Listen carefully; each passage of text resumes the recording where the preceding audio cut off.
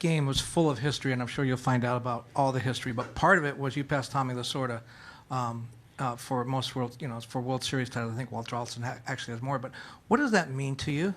Yeah, it's hard to reconcile that one. I've just got so much respect for Tommy and what he did in the game, and so I'm just right now I'm just really elated and really proud of our team, our guys, the way we fought, and we've done something that hasn't been done in decades. And there were so many, as we talked earlier, so many pressure points and how that game could have flipped, and we just kept fighting, and guys stepped up big. So I could just go on and on about the big plays, the big performances, and this is one of the greatest games I've ever been a part of, and this whole series and what the Blue Jays did, and they gave us everything they had, and just such a first-class organization. You can smell the champagne from here. You pressed the right button at every juncture, especially tonight, but throughout this series. I don't even know what the question is. Can you talk a little bit about how you I just think it just goes down to just trusting your players. And, it's nice when you can look down the roster and have 26 guys that you believe in and know that at some point in time their number's going to be called. And that's kind of what happened. And so, Miggy Rowe, I talk about the game honors you, and right there, the game honored him. He does things the right way, and he deserved that moment. And what Yoshi did tonight, is unprecedented, in modern day baseball. And, just the young guys coming out there with the arms and just the big plays. And again, it's been a long season, man. We started out in Tokyo and ended up north of the border. So just proud of this group of guys. Good. Jack in the second row. Dave, what was the mood in the dugout like when Miguel was coming up there in the ninth, and just being able to manage that game with the way it started and the deficit you guys faced? What did it show you about your club that you guys were able to come we back were going to play 27 outs, and obviously it doesn't look great, in that moment. But I trust him to take the at bat, and he got a pitch that he could handle and hit the biggest hit he's ever had in his life. And obviously at that point in time we felt real good about it, and we needed a next level performance from Yama, and we got it. Can you walk through just the pitching maneuvers from Snell to Yama and then sticking with him once you got to the 11th, just kind of what was going through your brain those last couple innings? Yeah, I'm still trying to unpack it.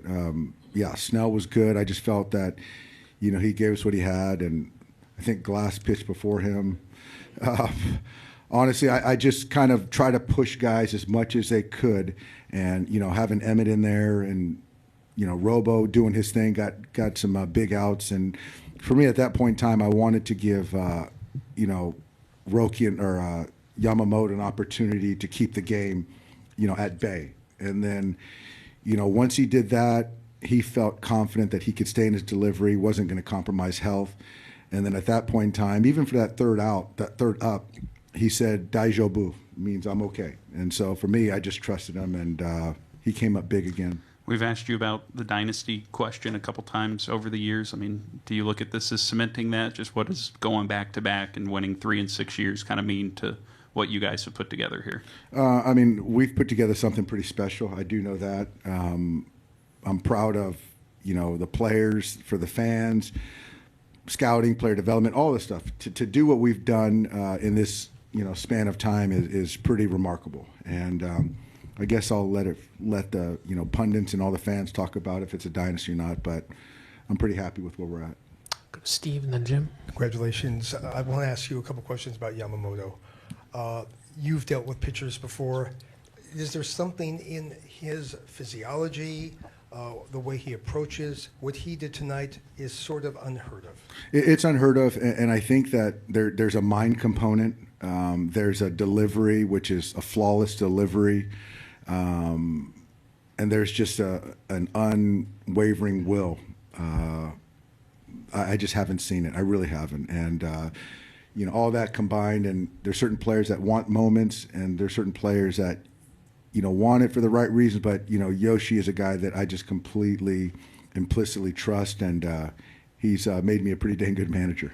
Are there things, though, that's just part of his makeup? Does he throw differently? Because you usually are not able to do what he did tonight, throw a lot of pitches. And then is there something just in his style? Well, it's just he uses his body very efficiently, and it's the whole engine that works and not just the arm. So he's just very efficient with his delivery. Can you just expand? I can't go bit? into all that. That's not. A little bit? No. Okay. No. We'll go to Jim. I guess my first question would be, how do you say bulldog in Japanese? Yeah, good question. We got a lot of people that can answer that question. I mean, what he did tonight, what Buehler did in the ninth inning last year. I mean, similarities, differences. What did you see?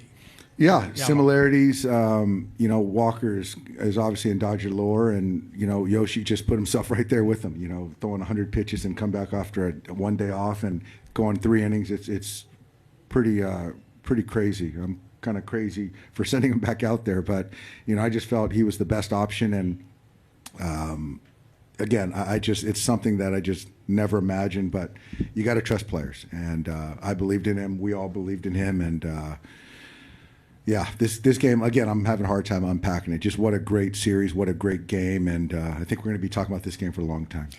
And the other thing, I mean, you guys started in March in Japan. You started before anybody else, and you're the last team standing. And there's been a lot of ups and downs this season. I mean, if you could put that into a few words, what this roller coaster has been like this year.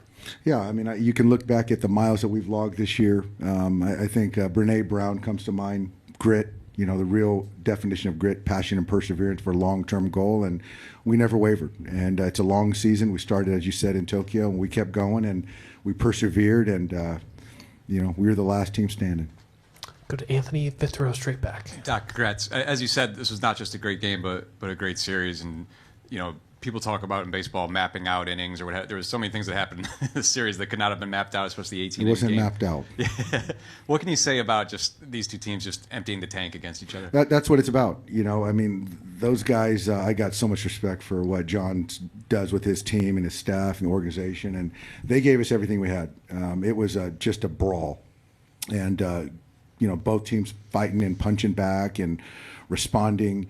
And, I mean, it's just, I'm speechless. I really am. I mean, it's going to go down in one of the ages, Anthony. And as I'm answering, I kind of forgot your question.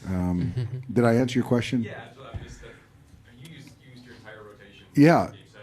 It's like these are things that we don't cover. Yeah, and I think the thing is that, you look at around the room and you just see guys and everyone wants to participate. And you just got to figure out when's the right time to call their number and know, when to bet on them, when to push them, when to pull the plug. And it just makes it a lot easier where I just know these guys are ready for whatever moment that I ask of them. Do a couple last ones. Yuka in the third row. Congratulations. I know Yoshinobu did really well, but this season and this whole year, you had 3 Japanese players and participated with the Dodgers. And how do you evaluate those 3 players? They were all different. I think Shohei obviously has the weight of the world on his shoulders as far as expectations, being probably the face of baseball. Certainly when you're talking about the world and what he did on, he's going to be the MVP in the National League. It's just really special what he's done, and just a great person and a great competitor. Yoshinobu is one of the top pitchers in all of baseball. I think he's shown that this postseason and this year. And Roki, Roki's a young player who really had a tough time early and found a way to kind of get back to being healthy and really contribute in a huge way. And so there's a lot of growth in Roki this year. And I know the people in Japan are very proud of their players, and we're just very lucky to have them. One last one for Doc. We'll finish up right there in the left. We'll get you the microphone.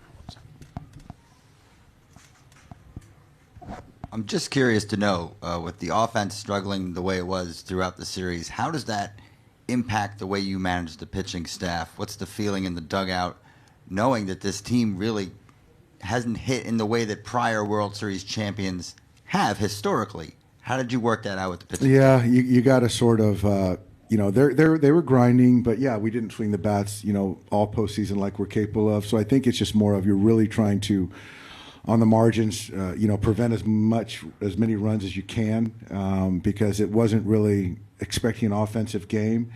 And so certainly in a do or die Game 7, you're trying to do the best you can to prevent runs. But, you know, Miggy's hit, Will Smith's hit, just huge hits. And again, I'm just exhausted.